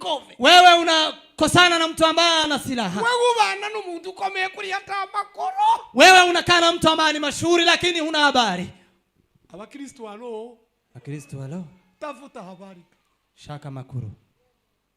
Kugira ngo umenye ukubana n'abantu. Ili ujue vile utaishi na watu. Hari umwe jobundi duheretse kugenda yamayinjira mu nzu y'abantu ngo. Kuna yule ambaye tumekufika akaingia kwa nyumba ya watu hivi. Ibintu yasanze aho ngaho. Vitu ambazo amepata hapo. Bitayisoni cyane. Ni ya kuaibisha. Namubaza atari ko uri. Kamuuliza lakini wewe ni mpumbavu. Uko kurabona uyu nguyu ari mwene wanyu. Wewe unaona huyu ni ndugu yako. Inzu y'abandi. Nyumba ya wengine. Basotse kumushaka. Ametoka kumtafuta. Wamugirire n'abagacika. Karibu wamwangamize lakini akatoroka. Wewe ntuzi ukuntu mutazabana n'ababacu. Wewe ujui vile utakaa na hawa ndugu. Ababeni wacu ntuzi upfa kwinjira. Ndugu zetu wingiangi tu wapi. N'umuturanyi umenye ko baza bakomanga. Kana jirani ujua anabisha. Yakubwira ngo karibu kinjira atavuga kabiri. Akikwambia karibu ingia na asiposema rudi. Unakuja kubikubisa hasi ngo po. Lakini si kila kitu kwenda unaingia. Zama mbona ufita madharau menshi. Anaona wewe ukiwa na dharau kabisa. Waramushatse turamucikisha. Huyo tumeweza kumfanya atoroke. Tarindi kosa yarafi. Hana kosa lingine. Yaraza makuru uburyo baza binjira mu nzu z'abandi. Ako anajua habari ya kuwa wanaingia kwa nyumba za wengine. Uko abantu benshi bari mu gupfa hano. Watu wengi ambao wanakufa. Na makuru make yari mu kubisha. Ni habari ambazo hawana za kutosha ambazo makuru amwe nubona abajura bahano baragufasha. Ukiona wale ambao ni majambazi wanakuchukua. Uzamugira gutya. Fanya hivi. Timukaza mu Rwanda n'abajura. Cha kupigana na majambazi. Kurarwana n'umujura umuntu wagutayiminze wowe utaza makuru. Unapigana na mjambazi ambaye amekutime wewe hujui. Nashaka ajane n'ikoti wamugira gutya. Hata abebe suti. Kuko ndagira ngo tugabanye impfu z'abantu bapfa. Mimi nataka tuweze kupunguza vifo za watu. Ubushize nabaye ku Rwanda na hano Sheko. Nimepigana naye hapa Sheko. Mumbaza makuru yuko kuboko. Muniulize habari za mkono. Ameikata. Sinari nsiza babana bangana kuri. Sinikuwa nimeacha watoto kama hao. Kubera kutagira makuru gusa. Kwa sababu ya kutokuwa na habari. Abajura bahano ni gutya. Wanyambazi wa hapa ni kusarenda. Nubwo atakweretse grenade. Hata kama haja kuonyesha silaha yoyote. Tafadhali chukua hata kesho yake ukikuja uchukue tena. Chukua. Ayo ngayo na makuru narimba amenyesheje kuba muri Kenya. Hizo ni habari za kuishi hapa Kenya. Timwovuga ngo amen. Sema amen. Hariho baherutse kwica bamamutera ibyuma 18. Kuna yule ambaye amedungwa visu 18. Arapfa kandi urumva nyine baza bambwira ngo yari yagerageje ko kwihagarara. Ananiambia alikuwa amejaribu kubishana. Ni umuntu yagutunguye nkaba wabanje kumubona ukamwitegura. Edha umejiandaa na wewe. Rekana ni gukora bijana uzoshaka. Wachana na yeye bebe utatafuta mwingine. Ariko natema umutwe bireba biranga. Lakini akikata kichwa itaisha. Ngo imbuga y'umuntu eti mpumbavu ya fulani. Katwikomereze. Cha tuendelee. Strategy. Kuwa na mbinu. Nimwumvira ijambo nijyo tugiye kurangiriza strategy. Naho tukura makuru. Tumeka bayeza Yesu cyobahera. Tumpe Bwana utukufu. Nimuvuge ngo amen. Amen. Nimuvuge ngo amen. Sema amen. Mureba abantu bangana gutyo kwanda tuba dufitemo ba milioneri bisho. Hapa tungelikuwa na bilioneri. Ariko kubera makuru make. Lakini kwa sababu ya habari ambazo hawana za kutosha. Wese turi muri protect. Sote ni katika protector. Anone mwese mwacuruza kintu kimwe mukabona bo customer. Nyote mnaweza kuuza kitu kimoja na kupata customer. ese iyo tumenya agakuru kamwe kuko tutatugazura ngo dushake naya. Kwa nini hata tutafute mambo mengine pia? Kwa abacuruza imbabura bakama baba bahero. Kuna watu ambao wanaweza kuuza jiko na wanaweza kuwa wao yarame ngo bizazunguka magana abiri. Eti mwingine amemwambia anafaidika na 200. Ariko narindi kukandukitwa ngo ni strategy. Lakini ni kwa jambo ambalo linasema mbinu. Mureke murebe ikintu gikomeye. Jani waonyeshe kitu ambacho ni kikuu. Nimuvuge ngo amen. Sema amen. Mwovuga ngo amen. Sema amen. Iyo abasirikare bagiye kurwana na adui akabona ni benshi. Wanajeshi wakienda kupigana na adui wanaona ni wengi. Baza bakora ikintu citwa ambush. Wanafanya kitu ambacho ni kutega mtego. Iyo ambush baza bagenda bagatega. Wanaenda na kutega mtego. Bakarasa bakiruka. Wanapiga na kukimbia. Bakarasa bakiruka. Piga na kutoroka. Nubwo abantu bo bari milioni baza hata watu wao milioni wanakufa wanaishi. Haba nubwo wao bagize za katiusha bazifite. Hata wawe na masiraha za nchi zile. Kubatsinda kuko nta mwanya wo kuzijenga waruha. Kwa sababu hakuna muda wa kuweza kujenga kabisa. Bagaperereza bamenya amakuru abantu baryamye wanapeleleza wanaenda mahali wamelala wanashuta alafu wanarudi. Usikiwa cyabafashije unajua kile ambacho kimewasaidia ni mbinu ya habari. Abakristo benshi ngamba ziyazitunesha. Wakristo wengi vita ambayo inatushinda. Abasore benshi ngamba ziyazibanesha. Vijana wengi kwa nini vijana wanashindwa? Na makuru makeya ni habari ambazo hazitoshi. Strategy mufite. Hamna mbinu ya vita. Ngwino hano nturi wa pastor. Siweni wa mchungaji. Murebe uyu muhungu. Timana pale mwiza. Simnaona ako sawa. Kaanza mbona ari umuyumbe wa Yesu. Ana ni muombezi kabisa. Kaenda ugira nkikiyo. Na nichiro choburase. Haiwezi kukosa. Igira hino papa. Kuja hapa. Nimuvuge ngo amen. Sema amen. Yambwe ngo kiyo ntichobura. Kiyo haiwezi kukosa. Kandi nizo haba nanda gifite no chicirori. Na hata mimi ninayo. Reka mbere kikintu gikomeye. Chani waonyeshe. Mworeba ibintu Imana yapakiye muri uno mwana. Mukiangalia vitu ambazo ameweka kwa mtu huyu. Mwomenya makuru yiwe. Mukijua habari zake. Nukuri kuza mumuterera salute buri gitondo. Mnaweza kuwa mkimpigia salute yoza yicarana na bishop hari. Anaweza kuwa akikaa na bishop hapo. Ariko reka mbere. Lakini wacha niwaonyeshe. Kubera makuru make. Kwa sababu ya habari ambazo hazitoshi. Kama ni umuntu usanzwe. Mnajua ni mtu wa kawaida. Ariko jari cyo shaka kukwibwirira. Lakini kuna kitu ambacho nataka kukuambia ndogo.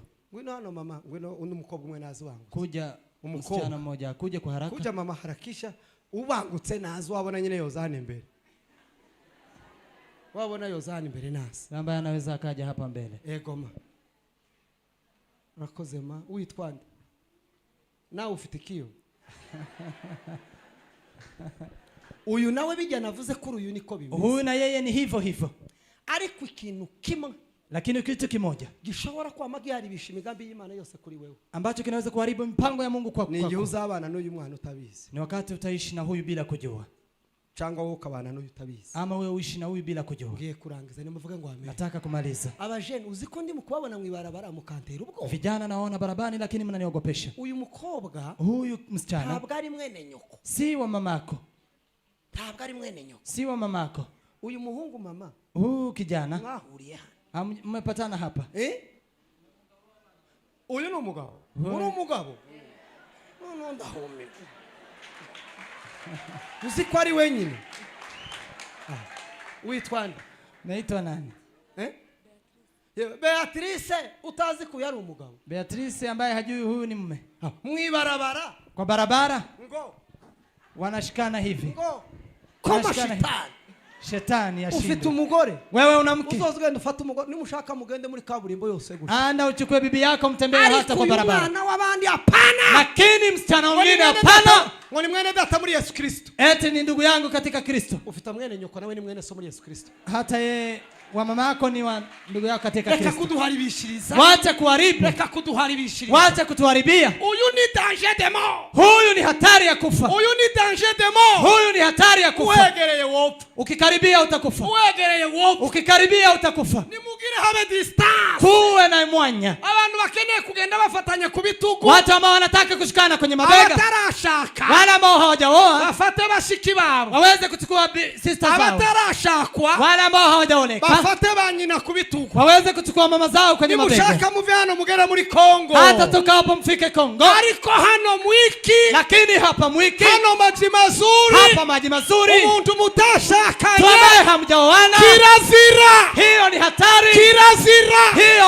ole. Uhegereye wopfa. Ukikaribia utakufa. Samson yagiraga imbaraga zirenze za Yosefu. Samson alikuwa na nguvu kuliko za Yusufu. Samson yagiraga imbaraga zirenze za Yosefu. Samson alikuwa na nguvu kuliko za Yusufu. Yigeze agira strategy z'urugamba. Hakuwahi kuwa na mbinu ya vita. Yapfuye yanogowa maso. Amekufa akiwa ametolewa macho. Ariko Joseph. Lakini Yusufu wari wibitseho amakuru. Ambaye alikuwa na habari. Umunsi nyirabuja mubwira ngo ngwino. Siku siku mama aliyemwambia kuja, yaramubwiye ngo amakuru nibitseho, akamwambia habari ambazo ninazo. Sema haleluya, haleluya. Ibintu byo muri iyi nzu byose, vitu za nyumbani hapa data bushara binyeguriye, Bwana amenipa. yasize ikintu kimwe, Amekiacha kitu kimoja tu, wewe pegereye nopfa, nikikaribia nitakufa. Tiyagiye muri prison, si ameenda gerezani. Imana asize gahigwamo, kwani Mungu yari imupashije ahantu Farao, Mungu alikuwa amemweka mahali Farao atamuona. Iyaguma kwa Potifari yari kudindira, yari gusobanurira ndizo, angelibaki kwa Potifari angefafanua. Ariko muri prison, lakini kwa gereza dukeneye abahungu b'Abanyafrika, tunahitaji vijana wa Afrika n'abakobwa b'Abanyafrika, wale binti wa Afrika. Mwemere muje muri prison, kubali mwende katika gereza, mwemere mufungwe, kubali mwende gerezani, mwemere muvugwe, penda muweze ariko muhagaze ku izamu ryanyu, lakini mkiwa mmemsimama kwa zamu yenu. Sema haleluya, haleluya. Amakuru makeya, habari ambazo hazitoshi. Umukobwa n'umuhungu, msichana pia kijana, tibisaba amasengesho, haihitaji maombi, tibisaba amasengesho. Iyo bikururanye hamwe, iyo bakomeje gukwegana, ni ngombwa ngo bakora amakosa. Wakiendelea kushikana shikana, lazima wafanye makosa. Singa zibiri ziba zitandukanye, ni nyaya mbili ambazo ni tofauti. Timovuga ngo amen, amen. Mbabwira amakuru, taniwaambia habari. Ubu ngubu busambanyi ntibukiri bwabonde, uasherati si ule.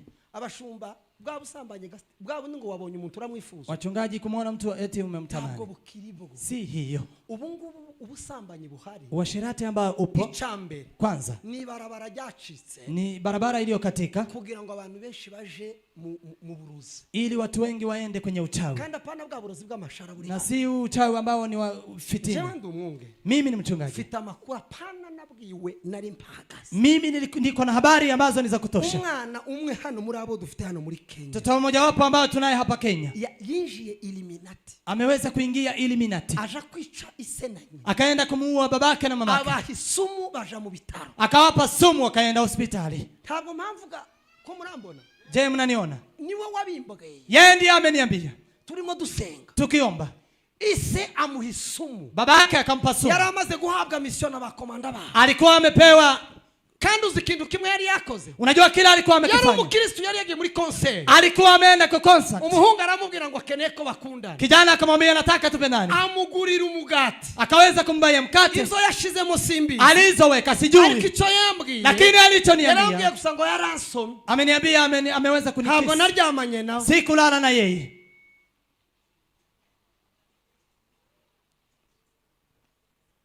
niyo mpamvu muri kubona abakozi b'Imana bari bitangaza, ndio maana mnaona watumishi wa Mungu ambao walikuwa mashuhuri, uko byagenze, lakini tunakosa nini nimefanyika. Urabona uko umeze gutya, mnaona vile ulivyo. hari intumwa z'igitsina gore zagutumweho, kunao ambao wamekutumiwa ambao ni wa kike, baza bagushaka kumanywa na nijoro, wanakutafuta ikimenyetso byera, wanakutafuta, harabaza bagutelefona amasaha, kuna wale ambao wanakupigia simu hata ukiwa ni zagutumweho kugira ngo, hao ni waliotumwa ili usumwe gusa nunyerera rimwe, siku moja ukitereza hivi kidogo ukabona na numu na uonane na mmoja, finito watu gusezerera, tutakuwa tumekuaga, uzabanya kwigende, utakuwa umekuwa marehemu, kandi bifite ubukana, na ina uzito, bifite ubukana, isumu kakwa kundi kuyakagusha, ina sumu kabisa kama vile ya nyoka. abara bavuga ubutumwa bwo kwacu, abamwe barasiba, wale ambao walikuwa ni wahubiri kama sisi wamezimika, kandi kindi kintu bakoze, na kuna kingine ambacho wamekifanya. ejo bundi twari mu masengesho, juzi tulikuwa kwa maombi, umuntu aja mwishurirwa, tubona inama zao, mwebwe muzavuga uburozi mukavuga ubungu buto, nyinyi mnasema uchawi huyo. iyo nama yari kuri Gafinda niho twaza tuyibona yari, hiyo kikao ilikuwa huko Gafinda huko, hapangiwa abantu, njewe nari ndimo mu bari bapanga, mimi nilikuwa ndani kwa wao wamepangiwa, baraza abantu, nikaona wanne, abamama bane,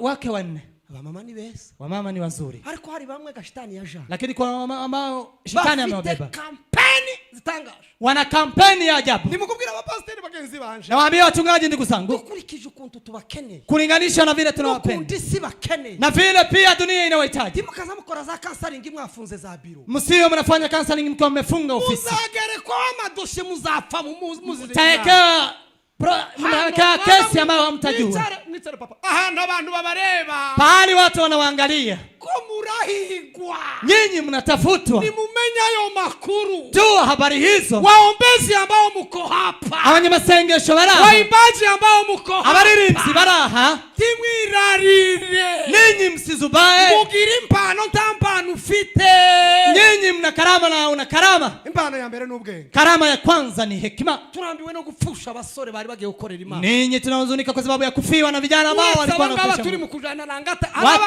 hari abasore bacu uko hano hari imirambi hari abantu hapa kuna maiti ya watu ambao wamekufa. Impano zari zikurimo zimaze kuba takataka. Karama zimeshakuwa takataka. Kubera kubura makuru. Kwa sababu ya kutokuwa na habari. Kandi hapana kuvuga ngo muravukana. Na si kusema mnazaliwa pamoja. Hadui wa mtu ni wa nyumbani.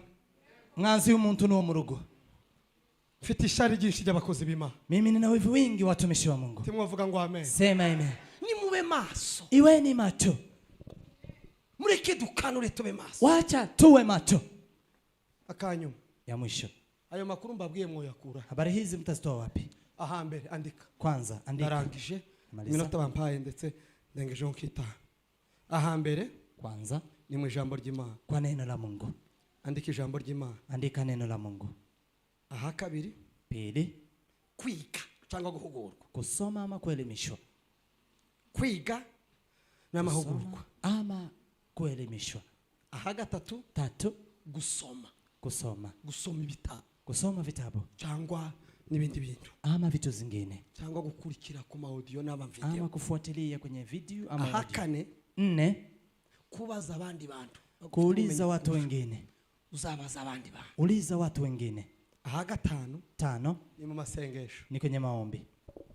Mu masengesho. Kwenye maombi. Muzi impamvu. Unajua kwa nini? Ariko ntaravuga iryo jambo. Kabla sijasema. Abasore biga hano ni bangahe? Vijana ambao wanasoma hapa ni wangapi? Zamura abantu bari ku masomo barimo kwiga za watu ambao wanakaa wanasoma secondary. Muzamure. Nyosha mikono. Muzamure. Nyosha mikono. Muzamure cyane muzamure. Nyosha mikono kabisa. Abungeri. Wachungaji. Iyi ni danger de mort. Hii ni hatari ya kufa. Abazamuye hano turebe. Wale ambao wamenyosha hapa tuone. Urareba? Angalia. Iki ni kibazo Shalom igomba kwicarira. Hii ni shida ambayo Shalom inaweza kukalia. Kuturarangisha. Tunamaliza. Tumone kungu tudakunze kwiga. Unaona hivi hatupendi kusoma. Kuyandi magambo ni kuba ngo dukeneye ubujiji. Tunahitaji ujinga. Timwabonye za seminari zakozwe ko ntazo. Simeona semina hazijafanyika. Nukugira ngo dukomeze tubura makuru ahakije. Ni ili tuendelee kukosa habari za kutosha. Abantu baza basoma Biblia. Watu ambao wasoma Biblia. Na abantu basoma ibindi vitabu. Na watu ambao wanasoma vitabu zingine. Wosanga ari imbarwa. Unaweza ukapata ni watu wachache. Uzi impamvu? Unajua kwa nini? Nukugira ngo tutamenye ukuri. Ili tusijue ukweli. Kandi Biblia iravuga. Na Biblia inasema uzamenye ukuri. Mtajua ukweli. Ukuri kuzagira gute? Na ukweli utafanyaje? Ukuri kuzagira gute? Utafanyaje ukweli? Ni mutamenye ukuri. Msipojua ukweli. Ubujiji buzabagira gute? Pumbavu utafanyaje? Utawatawala. Tubenka bavuga ngo muzamenye ukuri. Sema mtajua ukweli. Ukuri kugira gute? Ukweli uwatawale. Ukweli utawaweka huru. Tutamenye ukuri. Tusipojua ukweli.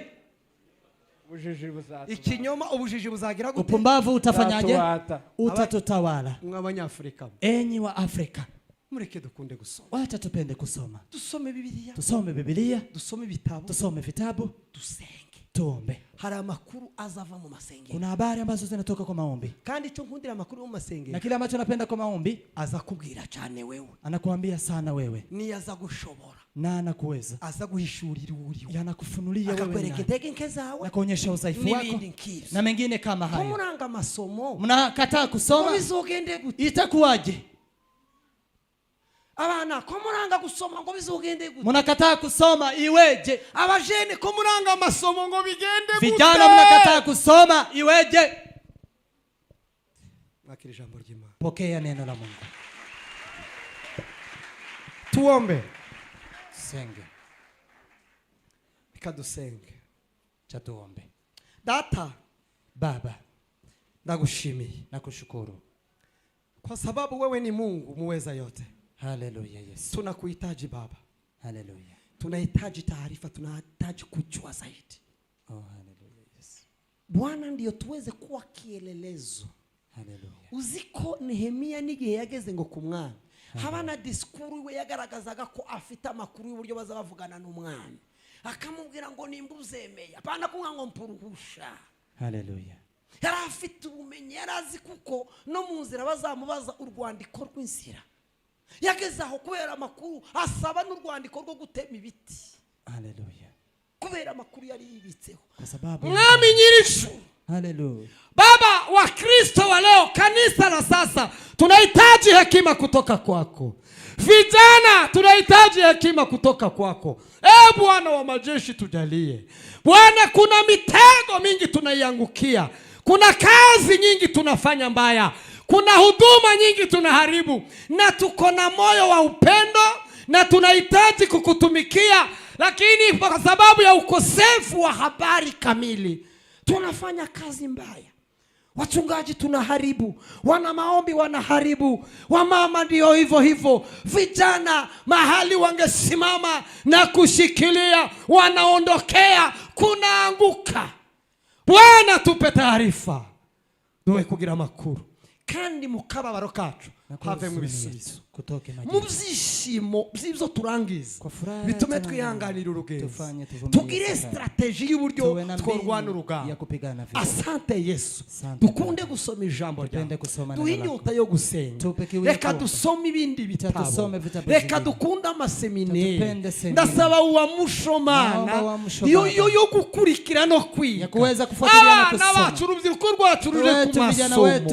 Data, ndasaba uramusho yo kwiga, ndasaba uramusho yo kwiga, abajene b'Abanyafrika cyane cyane bari mu buhunzi, tugira umwete wo kwiga. Hari amakuru tuzakuramo, hari byinshi tuzamenyeramo. Nibisanga ingeso zacu nziza, pata tabia zetu nzuri, tubicitegererezo tuwe kielelezo mu izina rya Yesu, katika jina la Yesu. Amen. Amen.